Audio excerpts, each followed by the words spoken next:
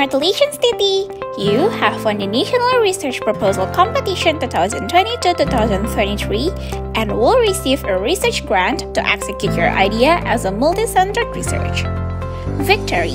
Whether it is an RPC or a research grant from funding source, how do you ensure that your multi-centered research will be successful?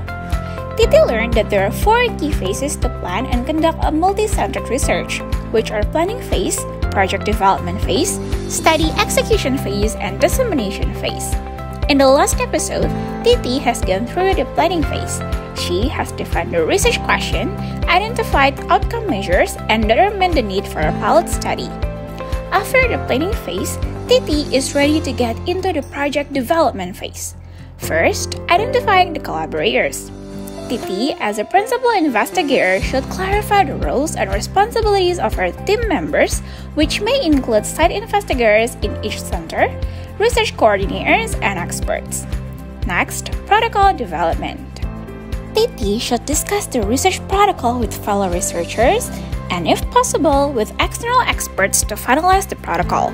Standardizing this will minimize the risk of bias across centers. Third, grant preparation. As multi-centered research needs a high budget, researchers need to apply for grants and explain the urgency, benefit, and impact of their work. In Titi's case, her proposal has been selected to receive a research grant from AMSA-Indonesia. Fourth, ethical approval.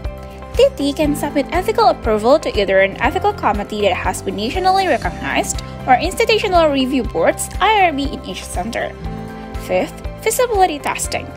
This step is important to determine if all sites are prepared to execute the study protocol.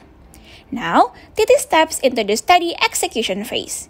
She needs to start enrolling participants in accordance with the eligibility criteria and collect informed consent. For randomized studies, equal allocation of study groups within sites should be ensured. Then, proper communication among all collaborators should be done. Titi should also arrange frequent meetings to follow up on progress.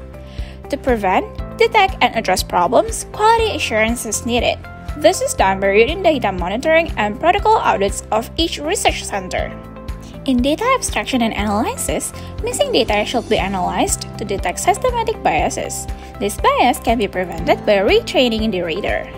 As Titi executes her multi-centered research, there are many potential barriers to identify and prevent from the beginning.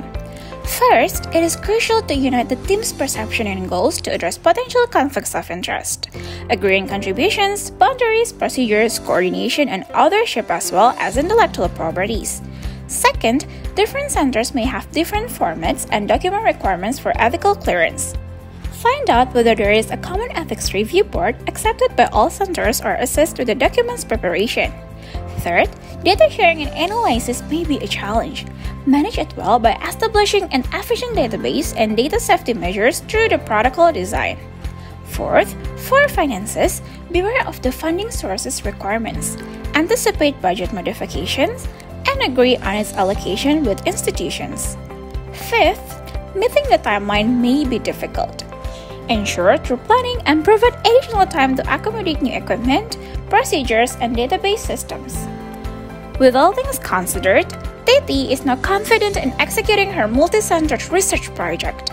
After its execution, Titi plans to share her findings with the world, possibly by publishing them in a peer-reviewed journal. Learn more about the dissemination phase in the next episode.